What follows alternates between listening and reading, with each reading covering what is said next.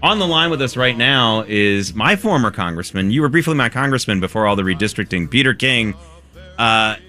Congressman, we've been talking a lot about the socialist takeover of the Democrat Party. This is no longer the old Democrat Party. And Judge Weinberg came out with that incredible stat.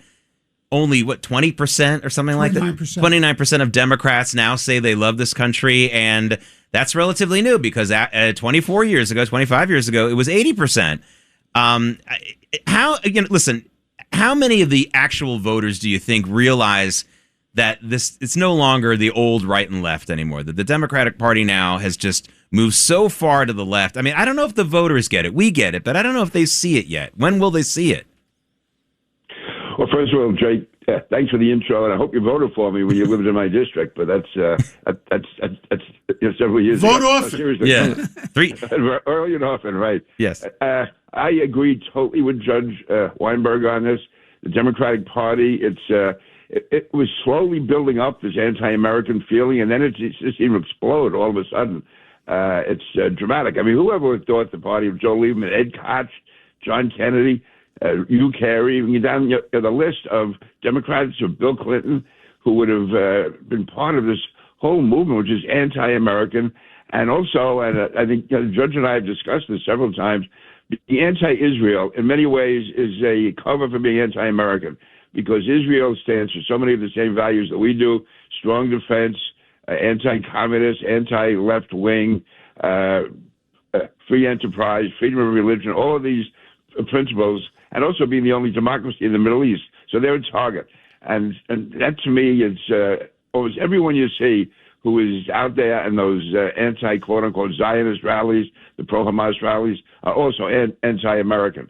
So we have to keep that in mind as we go forward. But no, what's happening in the Democratic Party, I don't think the average, you talk to the average, say, Democrat in their 50s and 60s who grew up and they come from an ethnic family in New York, their parents and grandparents were Democrats, and sometimes they voted Democrat, sometimes they voted Republican, but they thought both parties were basically either slightly center-left or center-right, but basically within the American mainstream. I think they would be shocked, and I just wish we can get that message out to them as to how far left they've gone. Anti-cop, anti-military, basically American values and American traditions. And listen, during the worst days, you could have had Joe Biden, you could have Bill de Blasio, you could have anyone in office, and I would never say I'm not proud of my country. I mean, the United States stands above all, it exceeds its elected officials and politicians. Peter. That's what it stands for. So I can never, ever say that I'm not 100% pro-American. Peter, don't agree with him too strongly. Now, we don't want to pump him up too much. He's a Democrat, don't forget. So. That's right. You're right, George.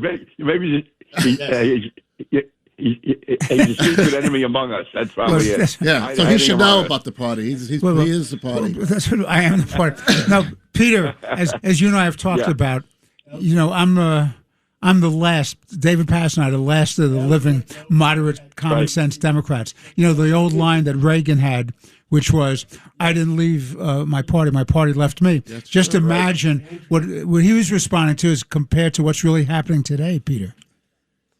Yeah, I mean, that, again, in the days of Reagan, the Democratic Party, to the extent it went left, it was left within the American spectrum. It was still fighting for America. It just had a different way of doing it sometimes. But there was never an anti-American feeling. Now, during Vietnam, you saw some of the flag burners and all that, but they were fringe. They were way over on the left. Now, that fringe is taking over the Democratic Party. Isn't it true, too, Peter, isn't it true that the mayor and most of the Democratic Party are big Mets fans, not Yankee fans? So let's not get into that now. Congressman King, you were talking about how the anti-Israel stuff is really it's absolutely a testing ground. They try that out first when they're really anti-American, and we're asking ourselves, how do they get away with it? And the answer, I think, one of the answers is they go to these old school Democrats and they just portray themselves as being an anti-Trump party. And sadly, a lot of those old school Democrats are down with that. They're fine with that. And then it helps to shield everything else. So just like the anti-Israel stuff shields their anti-Americanism, they come out with an anti-Trump message, and suddenly a bunch of Democrats who would, if they heard anything else in their platform, would be shocked, knee-jerk, say, I'll vote for them. I mean, that's how Mamdani won. I think a lot of people... What about the support for... Peter, what about the support for this character in Maine, Plattner, running against a great United States senator, a common-sense, bipartisan senator, a leader of the Senate, who you know well, Susan Collins. How do you support a guy like Plattner, who has everything against him, and yet all the Democrats are rallying behind him? Now, you mentioned Susan Collins. My dealings with her, when I was chairman of the Homeland Security Committee, she and Joe Lieberman ran the Senate Homeland Security Committee. What a pleasure it was to work with them. The two of them, Democrat, Republican, standing for Homeland Security. They were great, totally pro-American. They had slightly different views on different issues, but overall, totally pro-American. Now, the fact that they would accept them, yes. Tell him the story about your sidekick from the Democratic Party when he used to leave the intelligence meeting and the Homeland Security meeting. Now the United States Senator from California. Oh, you're talking about Adam Schiff, yeah. Yes. That's, you can't get into what's discussed in the Intelligence Committee. Having said that, there's one example. It's been out there now. He would hear something and take it out of context and go up, and next thing you know, it's on CNN. Supposedly top secret. The example I always use is Hope Hicks. It was a top aide to President Trump before he was president. And she's there, and there's like 3 hours of testimony when they were trying to show the connection with Russia, which was total fraud. And so Adam Schiff being very actually, that was Swalwell asked the question, I think, and Schiff was the one who leaked it. Swalwell says to Hope Hicks, "Does President Trump ever tell you to lie?" Now, I give Hope Hicks credit. She knew where they were coming from. And she said, well, only if you want to call it like a white lie. Like if somebody calls you'd want to talk to, you say, tell him I'll call him back later. And that was it. She said, but other than that, nothing ever important, nothing ever that affected anybody. Next thing you know, CNN is reporting top Trump aide admits she's told to lie under oath. So it was a bad story on CNN. And the thing is, we're not allowed to discuss anything we hear in the Intelligence Committee. And here, within 15 minutes, it's all over national television. So remember, that was Swalwell asking the question, and Schiff was the guy that was talking about it. And between the two of them and others on that committee, that was, again, they were...